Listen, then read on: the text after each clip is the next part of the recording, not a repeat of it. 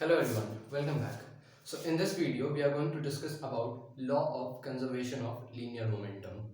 So in this particular video we are basically going to deal with the law of conservation of linear momentum. Okay. Uh, in the last video we had a talk on Newton's third law of motion. So in this video we are going to discuss about law of conservation of linear momentum. उससे पहले मैं आपको एक information दे दूँ. If you want to access all our videos and some people have that you already have completed the chapter, for example, okay, आपने chapter पहले से complete कर लिया होता है और आपको ना डायरेक्टली वीडियो लेक्चर्स ना देख करके आपको सीधा प्रैक्टिस सेशन जो है वो अटेंड करना है या फिर सीधा आपको क्वेश्चन प्रैक्टिस करना है, तो आप वो डायरेक्टली एक्सेस कर सकते हो.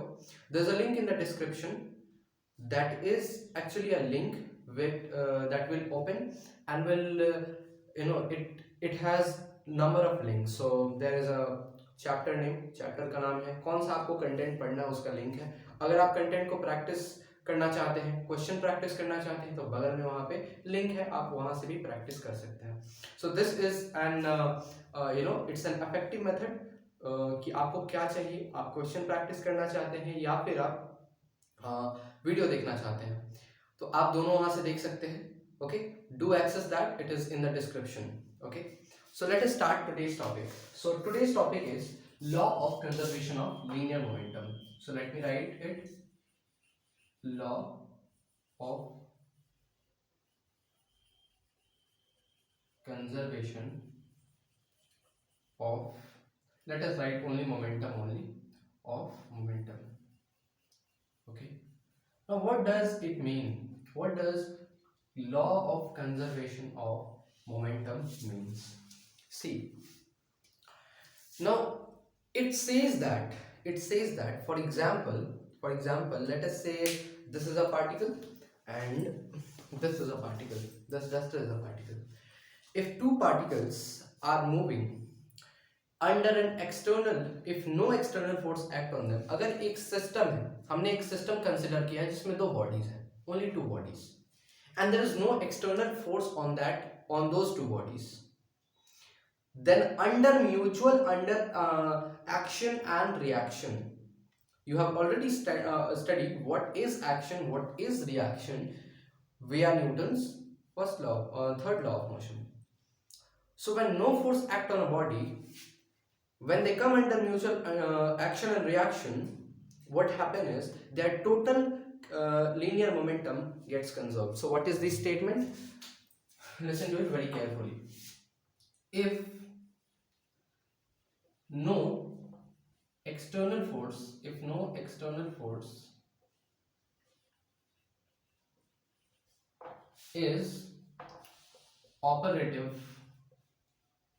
operative on, if no external force is operative on a system of particles, on a system, then total, then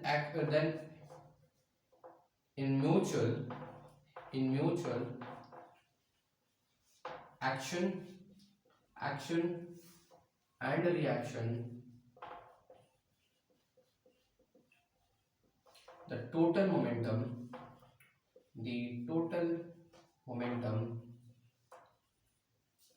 is conserved. Okay, so what does it says?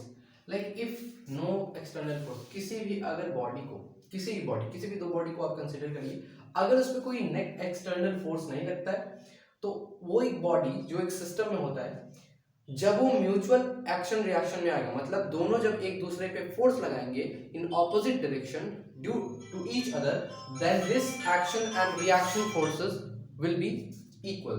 Okay, और जब एक्शन एंड रिएक्शन फोर्सेस जब equal होंगे तब क्या होगा, यहाँ पर total momentum जो बॉडी का, तो आपको समझ में आया होगा कि जब भी कोई बॉडी पे एक्सटर्नल फोर्स नहीं लग रहा होता है एक सिस्टम में, तो जब वो म्यूचुअल एक्शन रिएक्शन में आते हैं तो उनका टोटल मोमेंटम जो होता है कंजर्व्ड होता है. अब आता है इसका एक और बारी जो आपकी बुक में गिवन है कि जब दो बॉडीज एक दूसरे से कोलाइड होंगे, वो इसका एग्जांपल है. जैसे एक बॉडी है ए, ठीक है, एक बॉडी है बी, इस दोनों पे कोई एक्सटर्नल फोर्स नहीं, मतलब एफ नेट ये तो जीरो है, एफ एक्सटर्नल जो है इस पे वो जीरो है। तो ये अब याद रखिए, जब एफ एक्सटर्नल कुछ वैल्यू होगी इसकी 2 न्यूटन, 10 न्यूटन, 12 न्यूटन कुछ वैल्यू हो जाएगी इसकी कांस्टेंट, तो ये जो आपका लॉ है ये वैलिड नहीं होगा। This law is only valid for isolated system and if no external force is operative on a body. Okay, so what next we are going to see is about the collisions. Okay, तो ये बस collisions के लिए नहीं है, actually क्या है total conservation, total momentum क्या है, ये सिर्फ collisions में नहीं होता। जब भी कोई दो बॉडी एक्शन रिएक्शन में आएंगे उस पर एक्सटर्नल फोर्स नहीं लगेगा, तब law of conservation of momentum follow होगा। ठीक है, आइए चलते हैं अगले टॉपिक पे जो कि है कलिजन्स। कलिजन्स के बारे में पढ़ेंगे। देखिए कलिजन्स हमारे नेचर में दो तरीके का होता है, दो तरीके का कलिजन्स होता है।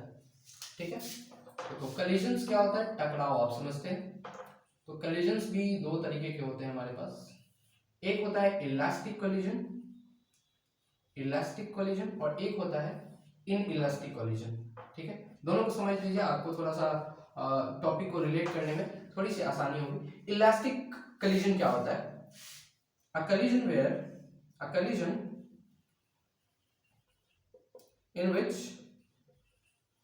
which total momentum plus total kinetic energy, total momentum and total kinetic energy is conserved। जहां पे काइनेटिक एनर्जी और मोमेंटम दोनों ही कंजर्व होते हैं, वैसे कलिजन को कहते हैं हम इलास्टिक कलिजन। इलास्टिक कलिजन भी दो तरीके का होता है, जिसमें से सिर्फ एक तरीके का आपको पढ़ना है, वो है परफेक्टली इलास्टिक कलिजन।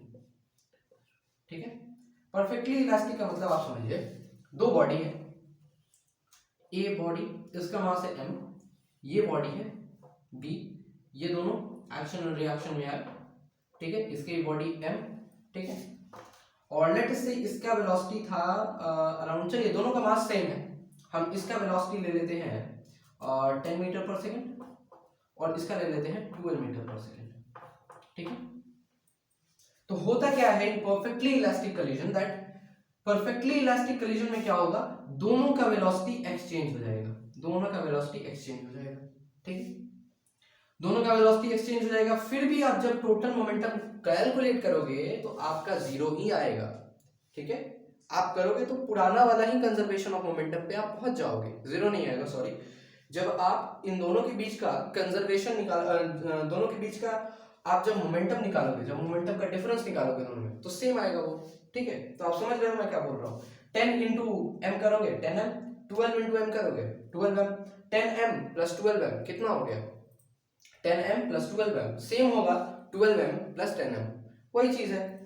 तो यहां पर जब दोनों ही केसेस में आपका मोमेंटम कंजर्व रहेगा। ठीक है, अब एक परफेक्टली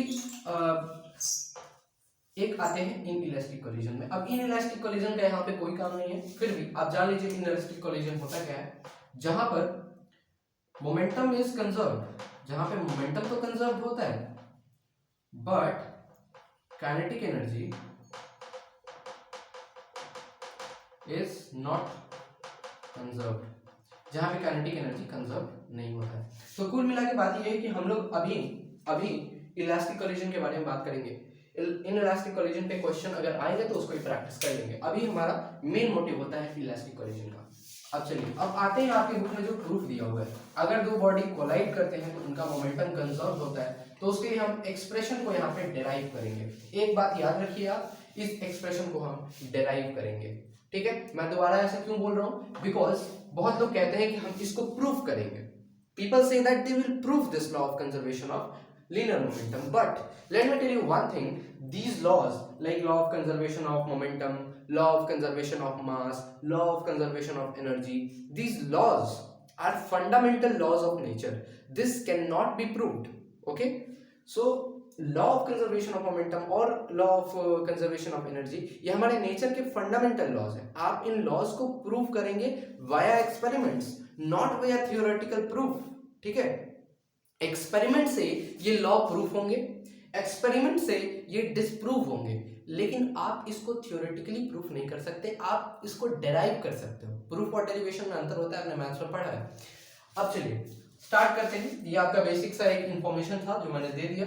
अब आते हैं हम एक कंसिडर करते हैं, एक बॉडी है, लेट अस से ये बॉडी ए, ठीक है, ये इसका मास m1 है, इसकी वेलोसिटी इनिशियल वेलोसिटी u1 है, ठीक है। एक और बॉडी है b, इसका वेलोसिटी मास m2 है और इसकी वेलोसिटी है कुछ u2, ठीक है। तो अभी आपको क्या करना है, टोटल मोमेंटम बिफोर कॉलिजन निकाल लीजिए। टोटल मोमेंटम ऑफ ए, ये पूरा हमने क्या कर लिया है, ये पूरा हमने एक सिस्टम मान लिया है, ये एक सिस्टम है, सिस्टम ऑफ फोर्सेस, ठीक है। चलिए समझ आ रहा है आपको। Total momentum of A, A का टोटल मोमेंटम क्या होगा, the mass of it and its velocity, so this will be m1 u1।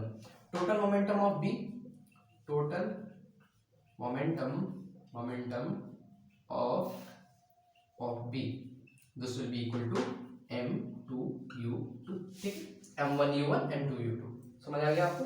अब हम चलेंगे, एक काम करते हैं, इस कुछ टाइम के बाद क्या हुआ कि ये m1 गया u1 के पास, यहां तक पहुंचा, m2 u2, दोनों के बीच हो गया कॉलिजन।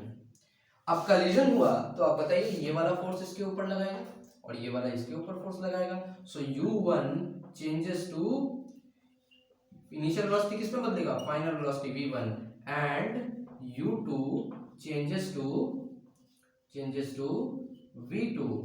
तो अब क्या करेंगे हम, अब टोटल मोमेंटम बिफोर कॉलिजन हम निकाल लेते हैं, ठीक है। अभी देखिए क्या करेंगे, टोटल मोमेंटम बिफोर कॉलिजन, ये कितना आ गया, देख लीजिए आप, m1 u1 plus m2 u2, ठीक है। अब जब दोनों कोलाइड हो गए तो क्या होगा, u1 v1 में बदल जाएगा, तो total momentum before collision, after collision क्या हो जाएगा, टोटल मोमेंटम आफ्टर कोलिजन, ये क्या हो जाएगा। अब भाई u1 v1 में बदलेगा, u2 v2 में बदलेगा, सो m1 v1 plus m2 v2, ठीक है, m2 v2 m2 u2, ठीक है। अब एक बात बताइए, क्या कंजर्वेशन, क्या दोनों का क्या दोनों पे इक्वल फोर्स लगाएंगे, दोनों बिल्कुल लगाएंगे, due to Newton's third law. तो मैं क्या करता हूँ, इसको जरा सा मैं ऊपर लिख देता हूँ, ठीक है।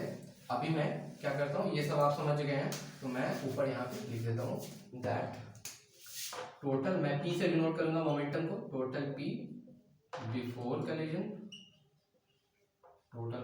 कॉलिजन, ये हमने निकाला था m1 u1 plus m2 u2, ठीक है। ये हमने निकाला था टोटल मोमेंटम आफ्टर कॉलिजन, ये हो गया m1 v1 plus m2 v2। चलिए अब हम बोल देते हैं, जो इसने इस पे फोर्स लगाया हमने बोल दिया फोर्स 1, ठीक है, F1, और इसने जो फोर्स लगाया हमने बोल दिया F2। समझ में आया आपको। तो therefore F1 is equal to minus F2, मैंने माइनस क्यों लगाया, इक्वल एंड ऑपोजिट, तो मैंने इस डायरेक्शन को क्या के लिए, नेगेटिव ले लिया, F1 माइनस F2। F1 को हम कैसे लिखेंगे, mv, so force is what, mv minus mu by t is equal to minus of mv minus mu by t। कुछ नहीं करना है, t से t कैंसिल हो गया, ठीक है। mv माइनस mu बच गया आपके पास, यहाँ पे माइनस बच गया, माइनस को कुछ मत करिए, mv ये initial momentum of F1 m into v, so initial momentum, wait a minute, oh, so this will be mv minus u, okay, so total momentum before collision and total momentum after collision, okay, so this is mv minus mu divided by t, t and t get, अच्छा हम लोग यहाँ पे वो कर रहे हैं, अच्छा सो टी से टी कैंसिल हो रहा है हमारा। अभी गलत क्या हो रहा था, देखो ये m1 है ना, सब्सक्रिप्ट में v1 v1 n 1 1 2 2 2 2, समझ आ गया। अब क्या करना है, m1 v1 है, ठीक। अब इसको लिख लो अच्छे से, इसको लिख लो m1 v1, ठीक है, माइनस m1 u1। क्या होता है ना, कभी कभी कैलकुलेशंस में कभी कभी गलती हो जाती है, तो ये हो गया minus m2 u2 plus of m2 v2 plus m2 u2, ठीक है। अब क्या करोगे, कुछ नहीं करोगे, बस रीअरेंज कर दोगे। m1 v1 है, इस साइड ला दो, तो ये बन गया m1 v1 plus m2 v2 is equal to m1 u1 plus m2 u2। इसी को उल्टा करके लिख लो, m1 u1 plus m2 u2 equals to m1 v1 plus m2 v2। This is the law of conservation of linear momentum. इस तरीके से आप मैथमेटिकल एक्सप्रेशन देंगे इसका बहुत सारा एप्लीकेशन है जो आप अपने बुक में देख सकते हैं, ठीक है। और रॉकेट वाला एग्जांपल हो गया, और भी बहुत सारे एग्जांपल्स हैं आपके बुक में, आप उसको देख सकते हैं। We are done with this topic now. Now in the next video we'll have practice session, and after that we will learn to how to resolve a force into two components. Okay, कैसे एक force को हम लोग दो component में तोड़ेंगे। Again आपके लिए मैं एक इम्पॉर्टेंट इन्फॉर्मेशन दे दूँ, आप लिंक आपका नीचे दिया हुआ है डिस्क्रिप्शन में, जहाँ से आप वीडियो भी देख सकते हैं और आपको जो सभी क्वेश्चन प्रैक्टिस करना है आप वहाँ से कर सकते हैं। फिजिक्स, केमिस्ट्री और मैथ जितने भी अभी तक टॉप टॉपिक्स हैं सबके आपको लिंक वहाँ पे मिल जाएंगे। आप मैथ्स वाले पे क्लिक करेंगे लिंक पे, मैथ्स का पूरा सेटअप खुल जाएगा, आपको जो सही वीडियो देखना है आप देख लीजिए, और अगर आपको क्वेश्चन प्रैक्टिस करना है तो वहाँ से कर सकते हैं। Okay, we are done with this topic, we are signing off today. Okay, till then good bye and take care.